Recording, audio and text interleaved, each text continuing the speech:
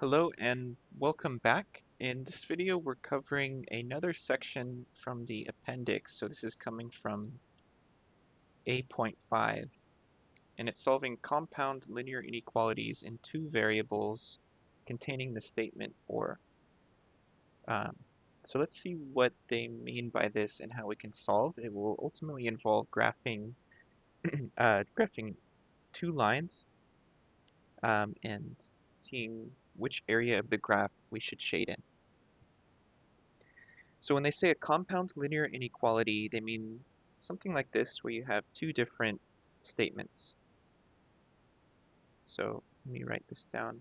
We have y is less than or equal to 1/2 x, or 2x plus y is greater than or equal to 2. So let's see how we can solve these. And they give us a suggested procedure. They say to graph each inequality separately on the same axes, um, and we're going to shade a certain region of the graph depending on the direction of this inequality, if it's greater than or less than.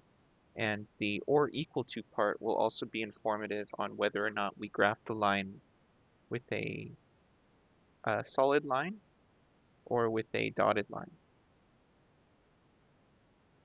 A solid line would be if we have the or equal to, like greater than or equal to, or less than or equal to. Um, and if it was just strictly less than or greater than, we would use a dotted line. So if you have the or equal to symbol, it means we're also accepting solutions that are on the line itself.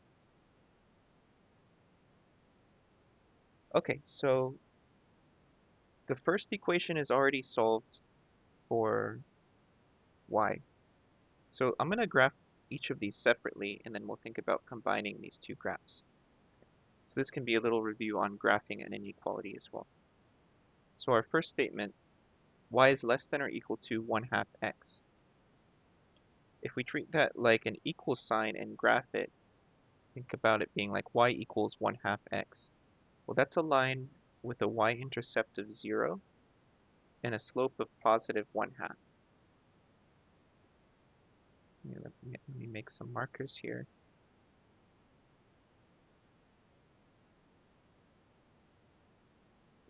So the y-intercept is 0, so it will go through the origin, and the slope is positive 1/2, so I can go up 1 point and over 2 points and graph my line.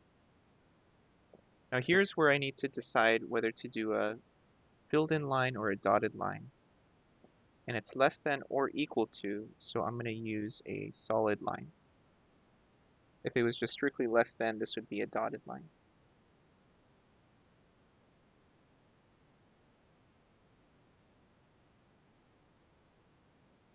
And if I was just graphing this one alone, it's saying y is less than 1/2 x.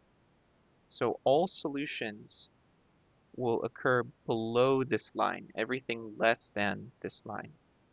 So where y is less, I would shade in this region below the line.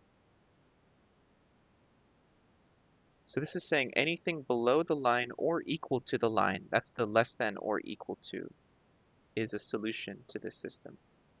Or to this line at least, is a solution to this line. So again, if we didn't have that little line, if it was just strictly less than, we would use a dotted line instead because we're just saying everything less than the line but not equal to the line itself. But here we are including the line. So that was our first equation. Let's look at the second one separately as well. I'm going to solve it for y just to put it into slope-intercept form. So I'm going to subtract the 2x over to the other side. So this says y is greater than or equal to negative 2x plus 2. Well, this is a line with a y-intercept of positive 2 and a slope of negative 2.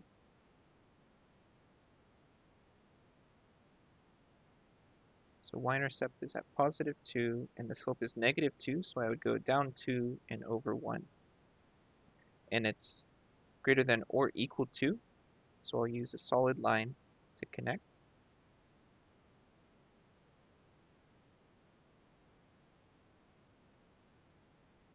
So this is reading y is greater than negative 2x plus 2.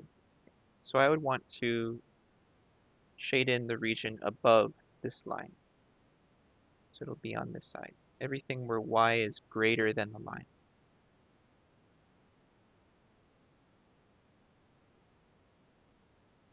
So that would be if we were just asked for this equation on its own to solve and graph it. But we want everything that's in this solution space or in this solution space. The technical term for this is a union, to use set notation terminology, a union of two solutions. If it was and, we would call that an intersection.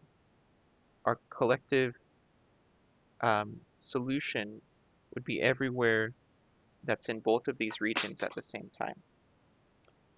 But we have an or situation, so it can either be in one, or it can be in the other, or it can be in both of them in their intersection. So let's graph both of these on the same xy axis and combine their solution sets. So let's draw a new one.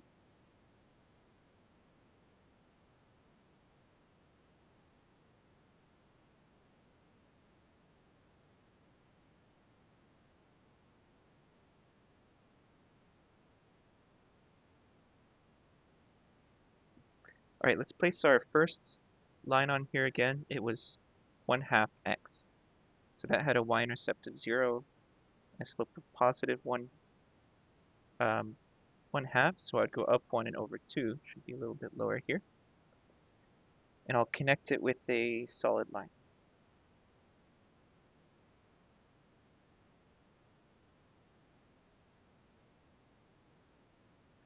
And then let's place our second line. It was y is greater than negative 2x plus 2. That has a y-intercept of positive 2 and a slope of negative 2. So I go down 2 and over 1, and that will give me our second line here. So something like this.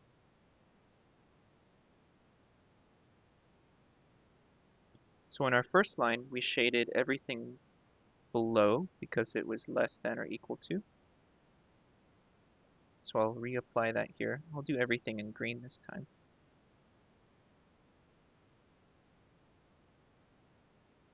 So everything there is a solution. And for our second equation, we said y is greater than negative 2x plus 2, so it was everything above. So we get this intersection area plus this extra area above. We're combining these two solution spaces. So any point in that shaded in region we'll consider a solution to this system. Um, in particular, with this statement, it can be either a solution to the first one or a solution to the other one. If this was an and, then we would only shade in where they intersect each other. So that would be this space here. But because it's or, we can just put both of their solutions on here. And again, we used a filled in solid line because it was less than or equal to and also greater than or equal to. Otherwise, we'd use a dashed line. So in general, to visualize the solution for a compound inequality in two variables, we basically get two lines. We can view them as equations of lines, and then using the symbol of the inequality, we either shade above or below that line. And then here they're joined with an or statement, so we combine both of our separate graphs onto a single graph with the total area shaded. All right, this was just a quick one. Just wanted to show this general process So that's it for this video, and I'll see you next time.